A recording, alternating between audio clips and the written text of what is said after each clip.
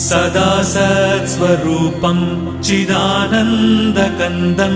जगत्सम्भवस्थानसंहारहेतुं स्वभक्तेच्छया मानुषं दर्शयन्तम् नमामीश्वरं सद्गुरुं साईनाथं नमामीश्वरं सद्गुरुं साईनाथम् भवद्ध्वान्तविध्वंसमार्ताण्डमीड्यं मनोवागतीतं मुनिर्ध्यानगम्यं जगद्व्यापकं निर्मलं निर्गुणं त्वां नमामीश्वरं सद्गुरुं साईनाथं नमामीश्वरं सद्गुरुं साईनाथम् भवाम्बोधिमग्नार्दितानां जनानां स्वपादाश्रितानां